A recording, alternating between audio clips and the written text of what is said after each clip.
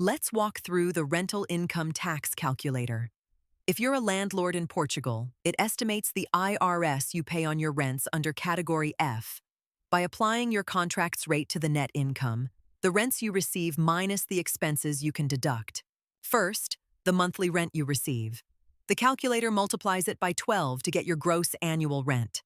Let's enter €800. Next, your yearly deductible expenses. Things like council tax, condominium fees, insurance and maintenance works with an invoice. We'll enter €1,200. Instantly, the calculator applies your contract's autonomous rate. Here a residential contract under 5 years at 25%, and shows the IRS due for the year and the net income you keep.